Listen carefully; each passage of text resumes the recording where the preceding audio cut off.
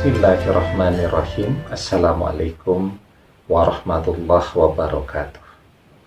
Bapak-bapak, ibu-ibu, mas-mas, mbak-mbak, khususnya adik-adikku sekalian yang dirahmati Allah dimanapun Anda berada. Kembali di IIP Channel bersama saya, IIP Wijayanto.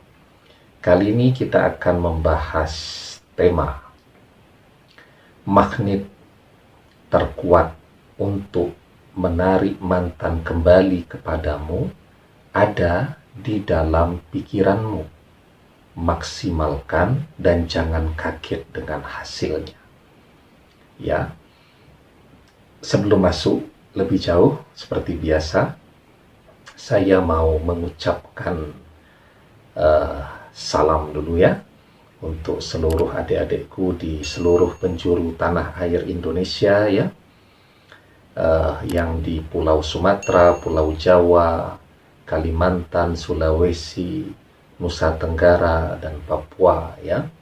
Kemudian juga adik-adikku yang di luar negeri, di Malaysia, di Singapura, di Taiwan, di Hong Kong, di Brunei Darussalam, di Timor Leste, kemudian di Jeddah, di Dubai, dan lain-lain sebagainya. Juga untuk seluruh teman-teman yang baru bergabung di channel kita, baru subscribe ya, saya ucapkan terima kasih banyak, dan semoga semua yang kita diskusikan setiap hari melalui channel ini menjadi sesuatu yang berkah dunia akhirat ya. Nah, jadi pikiran manusia itu adalah anugerah yang terbesar yang Allah berikan ya kepada umat manusia. Ya. Jadi dengan pikiran, dengan otak, kita kemudian bisa mengembangkan peradaban. Kita lihat burung terbang, kemudian kepikiran bagaimana caranya agar bisa terbang juga, maka jadilah pesawat terbang. Ya, melihat laut, kalau menyeberang lautan menggunakan rakit tentu butuh waktu lama. Ada tidak cara yang lebih cepat? Ya, kemudian melihat ada gelondongan kayu di atas laut, kok bisa cepat? Ya, akhirnya mencoba membuat kapal, tidak dari rakit susunan bambu ya, tapi menjadi perahu, kemudian mulai dikasih mesin dan seterusnya. Muncul mobil ya, kemudian sepeda motor, bohlam lampu, sampai sekarang manusia sudah menginjakkan kakinya di bulan ya. Itu kekuatan apa? Kekuatan pikiran atau otak. Ya, jadi pikiran yang Allah berikan kepada manusia untuk mengembangkan peradabannya. Begitu ya. Nah, jadi misteri dari otak kita ini juga luar biasa. Karena manusia itu belum ada ya mungkin yang bisa mengeksplorasi kemampuan otaknya hingga 100%.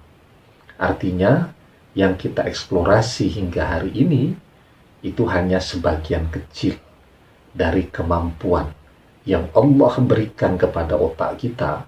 Nah, itu yang bisa digunakan oleh manusia atau yang baru bisa dimanfaatkan oleh manusia, itu adalah sudut-sudutnya saja.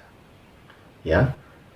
Kalau sampai manusia bisa memaksimalkan kemampuan otaknya hingga misal 50% saja, itu dahsyatnya akan luar biasa ya. Nah, tapi sayangnya kan kita ini lebih banyak mengistirahatkan otak kita daripada menggunakannya untuk berpikir ya, menggunakannya untuk menghasilkan sesuatu yang besar, menghasilkan karya-karya yang manfaat. Begitu ya. Nah, jadi Allah memberikan karunia yang terbesar kepada manusia, yakni kemampuan otaknya atau kemampuannya untuk berpikir. Ya. Nah, jadi kemampuan berpikir dikombinasi dengan keinginan atau kehendak. Nah, itu menghasilkan kekuatan yang luar biasa. Dan pada setiap diri manusia, Allah berikan volume, kemampuan, kapasitas otak yang sama. Ada orang yang bisa memanfaatkannya dengan maksimal.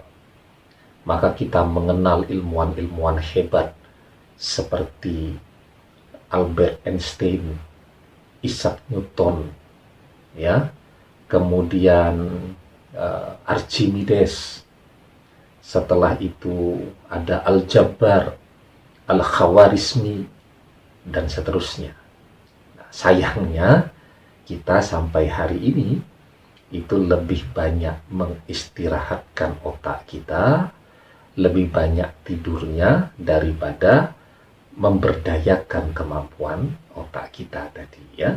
Nah, di dalam otak kita ini, ya, itu juga ada bagian-bagian yang selalu terhubung secara vertikal kepada Allah, ya. Kemudian bagian-bagian yang juga terhubung secara horizontal kepada manusia dan alam semesta yang ada di sekitar kita, ya. Nah, sehingga ketika manusia itu membayangkan sesuatu yang tidak baik, ya, maka sangat mungkin itu akan terjadi pada diri dia. Dia membayangkan dia bangkrut. Dia membayangkan mantan berkhianat dari dia. Dia membayangkan mantan tidak peduli lagi dengan dia, tidak pernah merindukan dia lagi, ya, dan seterusnya. Ya, maka itulah yang kemudian menjadi doa yang terhubung secara vertikal kepada Allah. Dan ketika Allah kabulkan, maka itulah yang akan terjadi pada diri yang bersangkutan. Karena itu, ya, manusia itu memang ada sisi-sisi melankolis pada dirinya, apalagi ketika dia sudah ditinggalkan oleh orang yang dia cintai, maka bawaannya pengen sedih terus. Sehingga yang dibayangkan, yang sedih-sedih saja. Ya, yang dibayangkan selalu sekarang mantan bersanding di pelaminan dengan orang lain, mantan sudah punya anak dan seterusnya. Kemudian dia menangis sendirian. Ada tuh orang-orang dengan karakter yang seperti itu. Dan itulah yang terjadi pada diri dia. Dia justru memaksimalkan kemampuan otaknya untuk membayangkan kebahagiaan mantan dengan orang lain, yang ketika itu terjadi dan terwujud, dia yang sedih. Ya, seharusnya apa yang dilakukan? Yang dilakukan, dia berusaha memaksimalkan kemampuan otaknya berimajinasi. Ya, kan manusia itu semuanya suka berhayal, suka berangan-angan, ya. Cita-cita itu juga bagian dari khayalan. Kita masih kecil, cita-citanya macam-macam, kan? Ada yang bercita-cita jadi insinyur, jadi pemain sepak bola, jadi dokter dan seterusnya. Membayangkan, ya, nanti besar nanti akan menjadi pemain sepak bola seperti ini. Dari yang dia khayalkan, dia berusaha berlatih, dia berusaha mempelajari bagaimana cara dribbling dan seterusnya. Tumbuh dewasa, jadilah dia pemain sepak bola. Ya, dia membayangkan ketika masih kecil jadi dokter karena terpesona. Ya, ketika dia sakit dibawa ke dokter dan dokternya baik sekali dan dia pengen jadi seperti itu. Ya, Dia bayangkan, kemudian dia tanya, kalau pengen jadi dokter harus bagaimana? Harus sekolahnya pinter. Dia belajar, tumbuh dewasa, dan dia jadi dokter. Kita semuanya berkhayal. Ya. Nah, jangan sampai kemudian khayalan yang kita hadirkan atau kita coba visualisasikan, ya, itu justru berdampak kesedihan justru untuk diri kita sendiri. Maka maksimalkan, ya, potensi kemampuan otak tadi untuk membayangkan, ya, untuk berangan-angan, untuk berkhayal yang baik-baik dengan mantan, kalau ingin suatu saat nanti kembali bisa bersama-sama membangun rumah tangga yang bahagia, ya, punya anak, cucu, cicit, keturunan yang baik-baik. Karena itu maksimalkan. Ketika ada keinginan menghayalkan yang sedih-sedih, nah itu harus segera Anda patahkan dengan menghayalkan, membayangkan yang baik-baik, ya. Karena apa yang Anda pikirkan, apa yang Anda bayangkan, apa yang Anda angankan, itulah yang menjadi doa Anda. Di dalam sebuah hadis dijelaskan, "Idza tamanna ahadukum falyakshir, fa innama yas'alu rabbahu azza wa jalla." Ketika kalian berangan-angan, perbanyaklah, karena sejatinya dia sedang meminta kepada Rabb-Nya azza wa jalla. Ya. Nah, jadi maksimalkan potensi pikiran Anda sebagai magnet untuk menarik mantan kembali kepada Anda.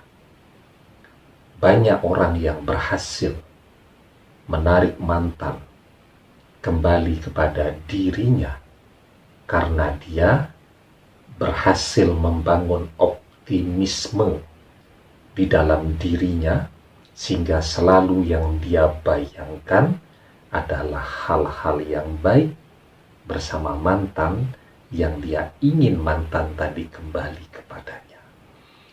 Demikian, semoga bermanfaat. Wallahu a'lam bishawab, billahi taufik wal hidayah. Assalamualaikum warahmatullahi wabarakatuh.